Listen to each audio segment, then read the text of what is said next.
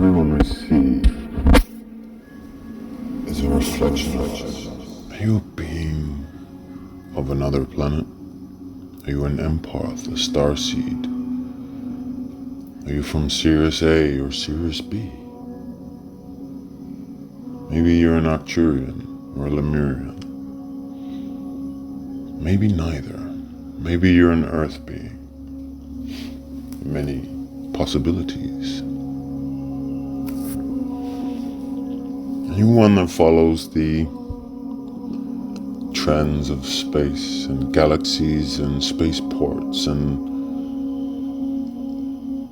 stargates? Do you believe in other realms and possibilities? I do. Does that make me a interesting person? Yes. There are many accounts on personal experience that I can equate for most of these.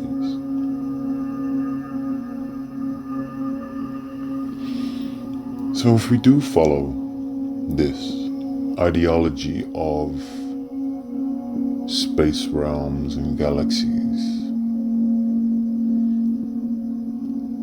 why don't we see our brothers and sisters from other planets? Why don't we hear them? Why don't, with our heart's intent, they come down and open our minds and shake our hands and give us the love that we so desire? I can understand that certain things need to take place in the world. Certain experiences need to be had. Certain things need to occur and shift before the right set of circumstances appear. The lessons we learn, the people we meet, the grids we ground, the places we shoot, and the vibration of the earth that we rise.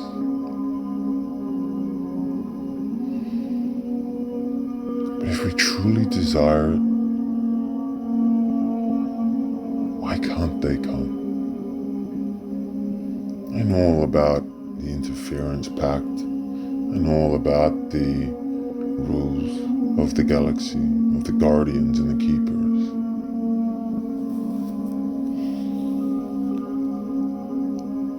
But if it is so worthy of one who wishes to see, to hear, experience,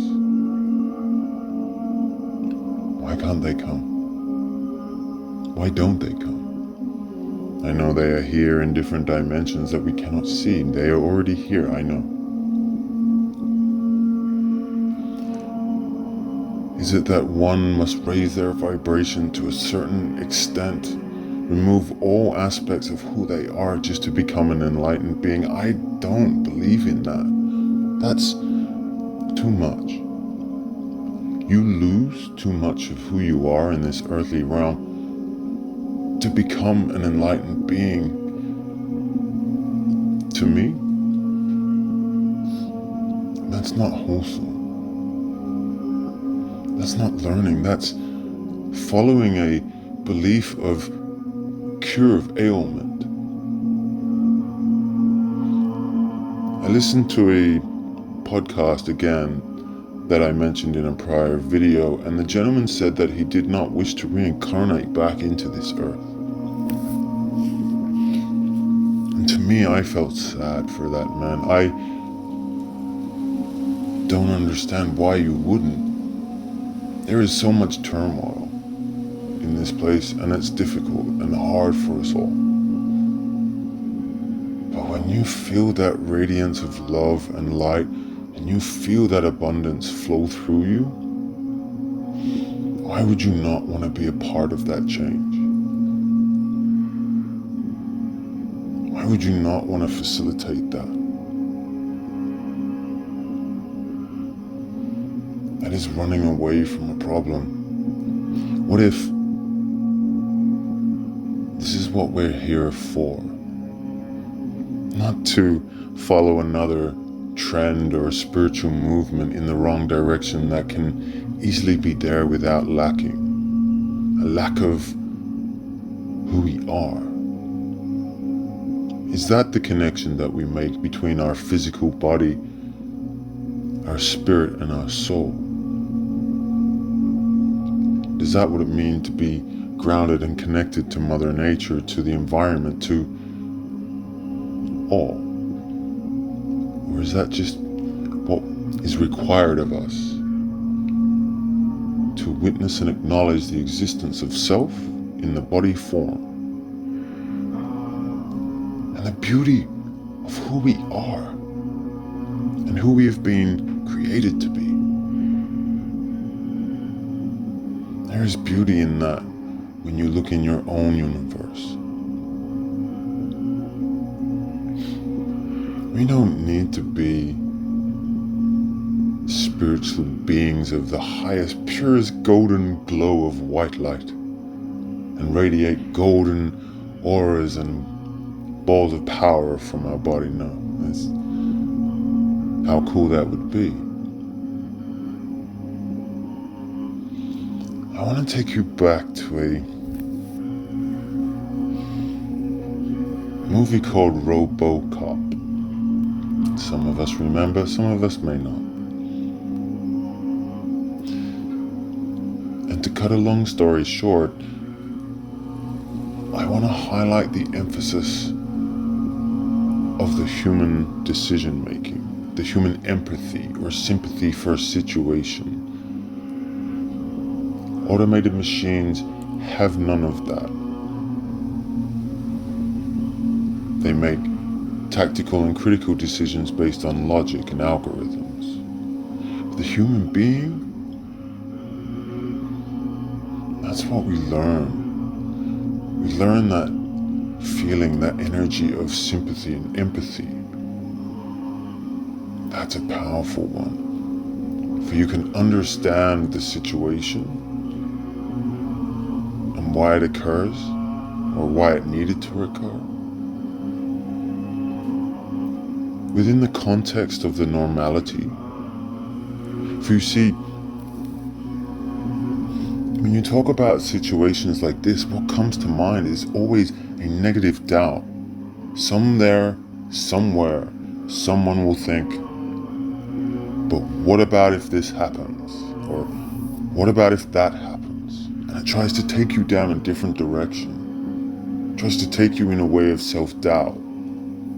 Because they're so trapped in the programmed way of thinking about murder and death and violence and hatred and all of those types of evil harboring energies. And they try to use a statement out of context and bring that in every single time.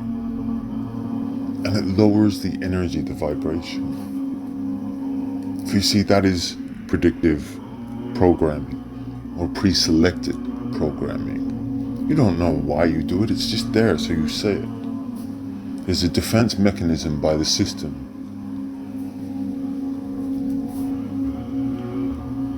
Which is an interesting point. And it was raised again in this interview about having programs and pre-programs that someone can have. And it takes me to another movie, the same type of situation again being shown in front of us. And it comes from the movie with Samuel L. Jackson called The Kingsman, and how they implant kill switches into people's minds. Whether you believe in these events and these situations are true or that they can occur, there is evidence out there to say that it is possible and plausible at the very least. Do I believe in it? I cannot disprove it, nor can I prove it. I just have to have faith and trust in my own energy in assessing what I saw and connecting to spirit. And if parts are true, then I accept that with happiness and open arms and an open mind. For you see, we've been brought up to have to believe in something, to be able to make a choice, to accept something over another. But that is not the way. We do things in the mind and the energy. You don't have to make the choice whether you believe it or not. You just accept what it is. You acknowledge the existence of the occurrence of that event for that individual. Whether it is factual or not is irrelevant. If you see, we are using our minds and our logic because that is how we've been taught. When we need to be assessing the situation based on our energy and our feelings and our emotions to the situation by how strong they are. Do they give you those scary feelings? Or do they make you pay attention? Do they heighten your experience?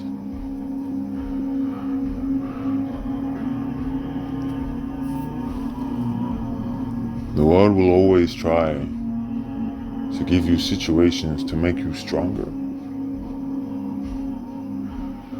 Think of it like a multi-fork in the road, whereas they're all heading in the same direction. Which one do you choose? There's an easy road, a difficult road, a learning one, or a nasty one. It doesn't matter. There are so many different avenues to take, and those trying to influence you. Can you picture that? Can you picture that in front of you with all these different individuals placed there trying to manipulate your thoughts in your mind? Where would you go?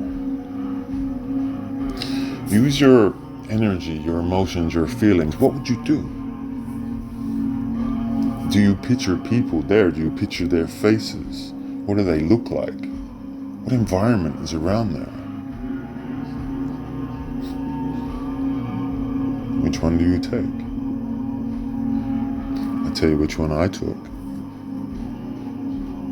I created my own. I left all of them there in front of me, and I turned left or right, it doesn't matter which way, and I carved out my own path, one of learning and success and emotional happiness and gratitude and sadness, all of these happiness emotions based on feelings, but out of control, that of the real knowledge and lessons. Are you open to something new? I feel so much more better if I do it that way. Try it again if you did. Maybe you feel happy with the way that you took it. It's always your choice.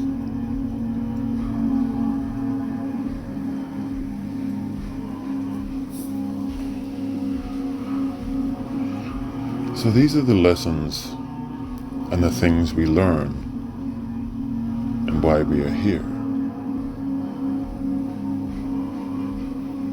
And if we truly ask for help to see them, to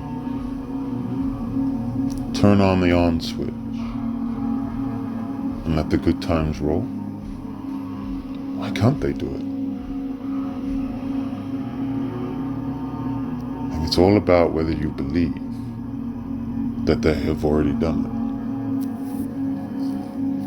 We keep looking for that savior to turn up. Are they real? Yes, they are. Will you see them? Yes, you will. But the more you place hope and vision and empathy upon the appearance of the 3D world, you will never see them. Because you are hoping to see them, therefore you are creating a situation of the not. And as I always say, if you believe that they are already here and that you can see them and they have helped you and it started, then you've carved a new path.